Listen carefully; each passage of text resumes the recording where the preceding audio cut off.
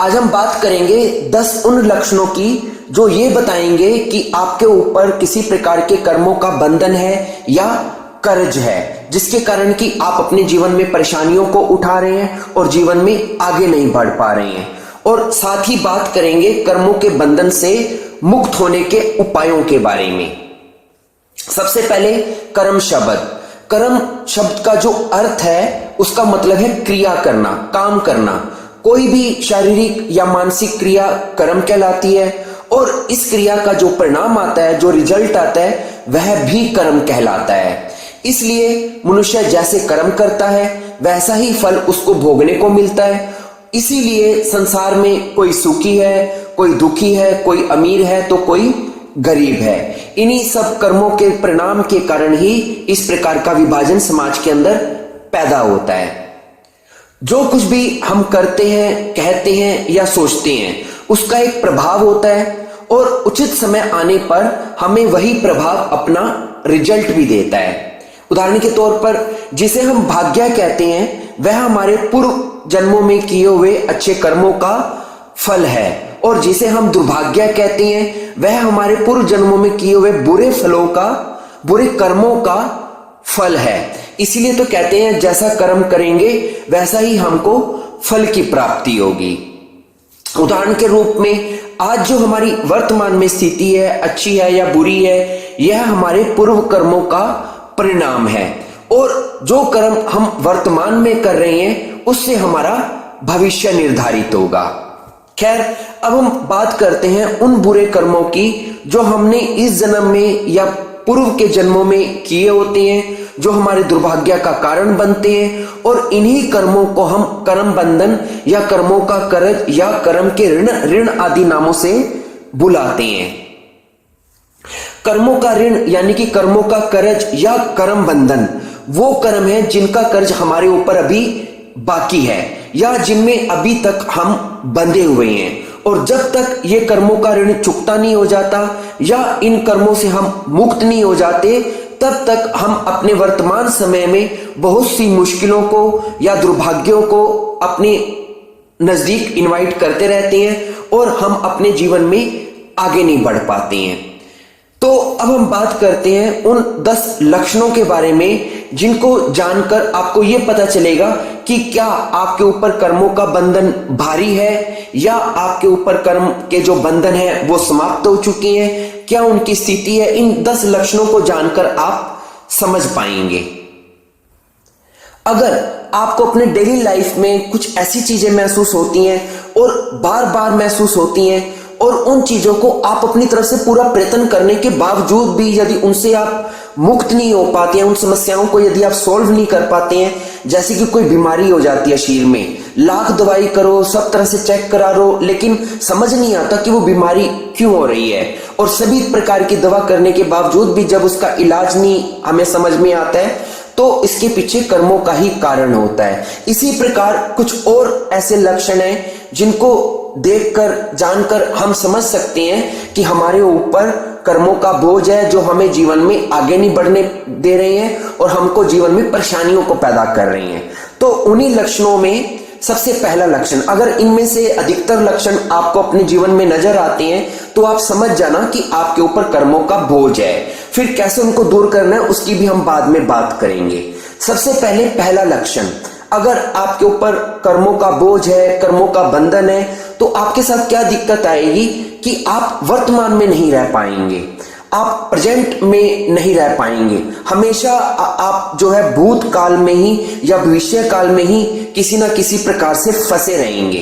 कारण, क्योंकि जब हम कर्मों के बंधन में दबे होते हैं, क्योंकि वो बंधन हमें भूतकाल से आ रहे होते हैं, इसलिए हमारा मन हमेशा अतीत में बंधा रहता है। वो कर्म हमें खींचते हैं, जो कर्म हमने अपने पास्ट लाइफ में किए होते हैं वो हमें अपनी ओर खींच के रखते हैं, हमें छोड़ते नहीं, हमें बांध के रखते हैं। इसलिए हम ज्यादातर अतीत में ही उलझे रहते हैं, आपके दिमाग में पुराने ही विचार चलते रहते हैं, और प्रेजेंट में तो आप रह ही नहीं पाते हैं, और भविष्य की आप सोच नहीं पाते हैं ज्यादा। तो यदि आपका मन ज्यादातर भूतकाल में उलझा रहे, पुराने विचारों में खोया रहे, प्रेजेंट में आप ज्यादा रह ना पाए, तो आप समझ लें कि आपके जो भूतकाल के जो कार्य हैं वो आपको अपनी ओर खींच रहे हैं। आपकी अटेंशन इसीलिए अपने पास्ट में अटकी हुई है, आगे नहीं बढ़ पा रही है। तो पहला कारण, आप प्रेजेंट में नहीं रह पाएंगे, वर्तमान में नहीं रह पाएंगे। दूसरा लक्षण, आप अपनी आत्मा पर बोझ महसूस करेंगे, क्योंकि आपको मालूम है जो हमारे कर्म के जो ऋण है, जो हमारे ऐसे कर्म जो बंधनों का कारण बनते हैं, वो हमारे सूक्ष्म शरीर में ऊर्जा के रूप में स्टोर रहते हैं। यानी कि कोई भी ऐसा बंधन जो आपने अतीत में किया था, वो कोई स्थूल चीज तो है नहीं जो आपको दिखाई देगा, वो एक एनर्जी है, एक तरह की नेगेटिव एनर्जी है। और वो नेगेटिव एनर्जी आपकी सूक्ष्म शरीर के अंदर, आपकी बॉडी के अंदर वो कायम रहते हैं, वो जड़ जमाए रहते हैं। तो उस कारण से आपको हमेशा बोझ बोझ सा लगेगा।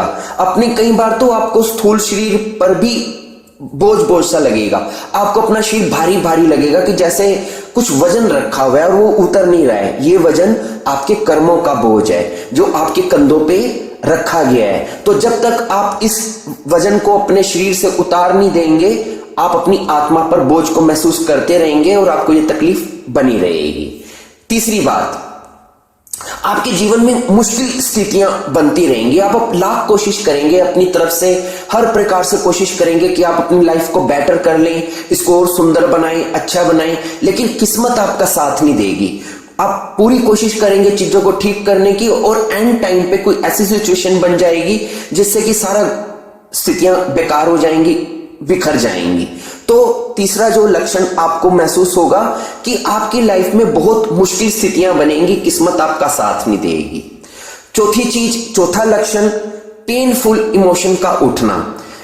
क्या होता है कि आप अपने जीवन में अपनी तरफ से कोशिश करेंगे बेटर करने की, लेकिन कुछ ऐसी सिचुएशन बनेगी जिससे कि आपको दुख होगा।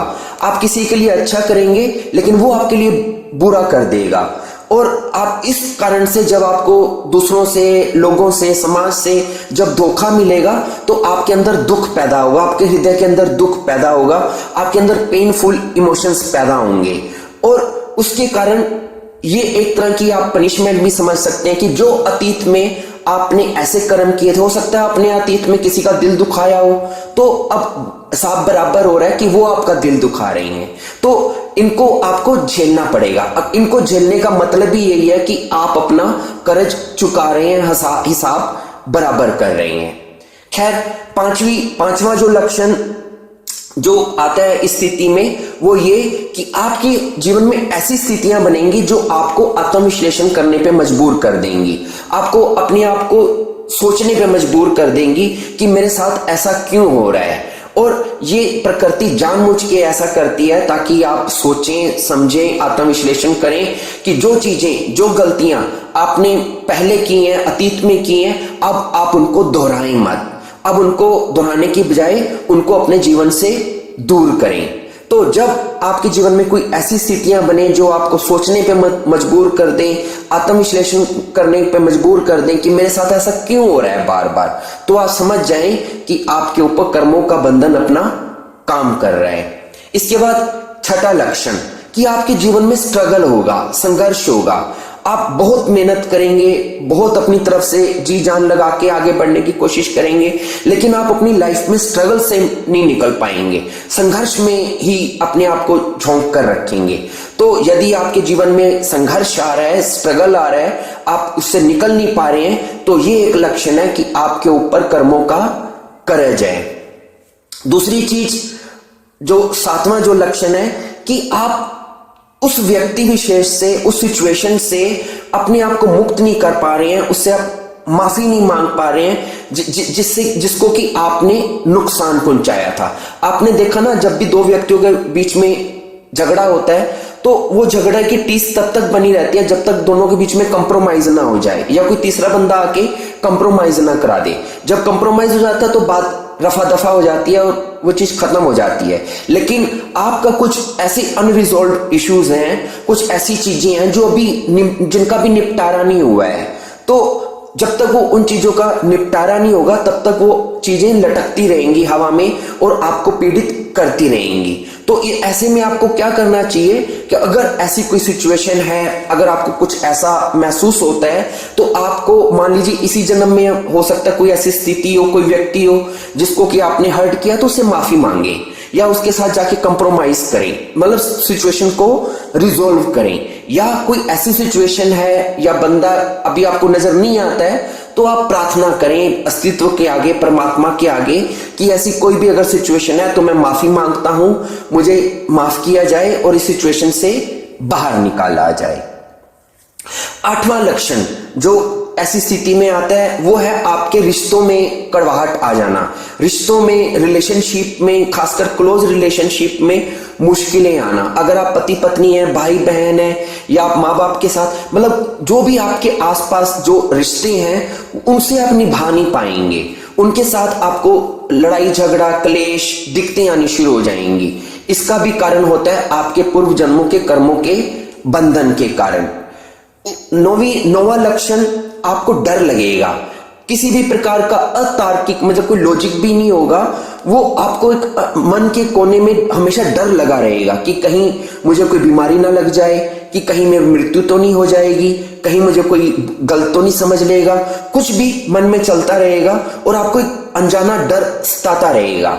और ऐसा डर क्यों सताता है? उदाहरण के लिए हो सकता है कि आपको पूर्व जन्म में किसी अपने बर्थ में आपने किसी व्यक्ति का कत्ल कर दिया और कत्ल करके उसकी लाश को आपने नदी में फेंक दिया, तो क्या होगा फिर अगले जन्म में या इस जन्म में जब भी आप कभी नदी के पास जाएंगे तो आपको डर लगेगा उस नदी को देखकर। तो या कोई ऐसा व्यक्ति जिसका आपने कत्ल किया था, उसकी शक्ल अगर मिलती, कोई व्यक्ति आप देख लें जिसकी शक्ल उस व्यक्ति से मिलती थी, तो आपको उस व्यक्ति से भी डर लगेगा। ये मैंने सिर्फ एक उदाहरण दिया है। तो इस तरह का कोई डर आपके मन में बैठ सकता है जिससे कि आपको, तो अगर आपको मन में कभी ऐसा कोई डर आए तो एक कारण ये हो सकता है कि कोई अनरिजॉल्व इश्यू है जो आपके पिछले लाइफ से जुड़ा हुआ है। तो अगर डर लगे तो ये एक लक्षण है। उसके बाद 10वां जो लक्षण है, जो अंतिम लक्षण है, जो ये बताता है कि कहीं ना कहीं आपके ऊपर कर्मों का बंधन है, वो ये कि आप कोई भी काम करना चाहते हैं तो विघ्न आ जाता है। आप कोई भी चीज शुरू करना चाहते हैं तो आपको कोई चीज करने से रोक देती है और आपको समझ नहीं आता कि ऐसा क्यों होता है। आप बहुत बार कोशिश करते हैं कि अब की बार मैं इस चीज को, सर्कल को तोड़ देता हूं, इस दुष्चक्र को तोड़ देता हूं, लेकिन फिर आप उसमें फंस जाते हैं। कोई भी काम करना शुरू कर देते हैं तो कोई चीज आपको रोक देती है, विघ्न बन के, बाधा बन के। तो इस प्रकार की सिचुएशन होती है। खैर, ये मैंने मोटे मोटे आपको 10 लक्षण बताए हैं। अगर आपके जीवन में भी इन 10 लक्षणों में अधिकतर आपको मिलते हैं तो इसका मतलब आपके ऊपर कर्मों का बंधन भारी है। आपको इन कर्मों के बंधन से अपने आप को निकालना चाहिए। कैसे निकालना चाहिए, उन उपायों की अब हम बात करते हैं। सबसे पहले तो आप अपने आप को भूतकाल से मुक्त करें। मतलब जितना अगर आप पास्ट की सोचेंगे, चाहे किसी भी बात को आप सोचते हैं, उतना आप इन कर्मों को पानी देते रहेंगे। इन कर्मों से मुक्त होने, क्योंकि ये कर्म भूतकाल में हुए ना, पास्ट में हुए हैं, तो आपको क्या करना है, अपने आप को प्रेजेंट में लेके आना है। जितना आप प्रेजेंट में रहेंगे, वर्तमान में रहेंगे, हालांकि मुश्किल होगी, मैंने पहला लक्षण ही यह बताया था कि वर्तमान में ना रह पाना भी एक कारण है कि आप कर्मों के बंधन में, लेकिन आपको कोशिश करनी होगी कि आप वर्तमान में रहें। जितना आप अपने आप को वर्तमान में, जो भी सिचुएशन आपके सामने है, उसमें अपने आप को नियोजित करके रखें और भूतकाल की बातों पे ध्यान मत दें। तो ये पहला उपाय है कि आप अपने आप को भूतकाल के विचारों से, भावनाओं से मुक्त करें। दूसरी बात, कोई भी कर्म करें उसे बिना कर्ता की भावना के करें। ये मत सोचें कि आप डोए रहे, आप करने वाले हैं, क्योंकि जब आप किसी कर्म को इस भावना से करते हैं कि आप करता हैं, करने वाले हैं, तो आपके अंदर अहंकार आ जाता है और वो कर्म आपके साथ बड़ी तेजी से चिपक जाता है। क्यों? आपको लगता है मैं ही तो करने वाला हूं, तो इसका फिर जो भी रिजल्ट होगा वो आपको भोगना पड़ता है। तो आपको क्या करना है, कोई भी कर्म करें उसे अपने कंधे पर लेकर मत करें, बल्कि परमात्मा के चरणों में उसे न्यौछावर करके फिर करें, यानी कि समर्पण भाव से करें। कोई भी कर्म करें ये सोच के साथ करें, मैं कर्म जरूर कर रहा हूं लेकिन कराने वाला परमात्मा है, तो मैं नहीं कर रहा हूं, परमात्मा करवा रहा है। तो जब आप इस प्रकार से अपने ऊपर से बोझ को उतार देंगे और अपने कर्ता भाव को हटाकर परमात्मा को समर्पित करते हुए कर्म को करेंगे, तो उसकी छाप नहीं पड़ेगी, वो उसका फिर असर, नकारात्मक असर आपके ऊपर नहीं आएगा। तो इसलिए किसी भी कर्म को करते हुए कर्ता के भाव का त्याग करें और खुद को ये समझे मैं सिर्फ एक मीडियम हूं और एक माध्यम हूं, करने वाला परमात्मा है। यानी कि कोई भी कर्म करें निष्काम भाव से करें। पर भगवान श्री कृष्ण ने बोला भी है गीता के अंदर कि तुम जो भी कर्म करते हो करो, लेकिन उसे निष्काम भाव से करो। मतलब उसके ऊपर अपनी कोई इच्छाएं आकांक्षाएं अपने आप को नियोजित करके मत रखें। अपने अंदर से इच्छाएं और मोह वगैरह उस कर्म से जोड़ के मत रखें। ये सोच के करें कि यह कर्म मैं सिर्फ परमात्मा के लिए कर रहा हूं। इसके अलावा अच्छे कर्म करें, दान करें, पुण्य करें, सेवा करें, यानी कि जितने भी अच्छे प्रकार के कर्म हैं जिनसे कि हमें मोक्ष की प्राप्ति होती है, उस प्रकार के कर्मों को ज्यादा करें और ऐसी क्रियाएं करें जो हमें कर्मों के बंधन से बाहर निकालती हैं। जैसे कि प्राणायाम करें, योग करें, मंत्र साधना करें, ध्यान का अभ्यास करें। क्योंकि जब आप ध्यान करेंगे, मेडिटेशन करेंगे, मंत्र जाप करेंगे, प्राणायाम करेंगे, योग का अभ्यास करेंगे, तो ये सभी चीजें, सभी क्रियाएं व्यक्ति को कर्म के जाल से मुक्त करती हैं। तो इन चीजों का अभ्यास करें और आत्म विश्लेषण करें। निरंतर जागरूक बने रहें और हर क्रिया के प्रति देखते रहें, सोचते रहें कि कहीं आप कुछ गलत तो नहीं कर रहे हैं, किसी का दिल तो नहीं दिखा रहे हैं, कोई कर्मों को बांधने वाला कर्म तो नहीं कर रहे हैं, कोई गलत कर्म तो नहीं कर रहे हैं। इस चीजों का ध्यान रखते हुए, जागरूक रहते हुए हर कर्म को करें और अपने हर अनुभव से सीखें कि जो भी आप क्रिया कर रहे हैं, अगर उसमें आपको जो भी अच्छा या बुरा जब रिजल्ट आता है तो उससे सीख लें। और अगर बुरा रिजल्ट आता है तो उस कर्म को दोबारा मत करें और अच्छा रिजल्ट आता है तो उस कर्म को रिपीट करें। तो ये छोटी छोटी चीजें खासकर मैंने जल्दी में बता दी हैं। बोलने को मैं इनको विस्तार से भी बता सकता था, लेकिन वीडियो बड़ा करने की कोई आवश्यकता नहीं है। आप खुद समझदार हैं, मैंने आपको हिंट्स दिए हैं, आप इन चीजों को अच्छी तरह से समझ सकते हैं कि क्या ध्यान करने का प्रभाव है, क्या प्राणायाम करने का प्रभाव है, मंत्र जाप करने का क्या प्रभाव है। ये सब चीजें हमें कर्मों से बाहर लेके आती हैं। तो अपनी आध्यात्मिक यात्रा को शुरू करें और इन चीजों का अभ्यास करें और अपने आप को कर्मों के बंधन से बाहर निकालें। धन्यवाद।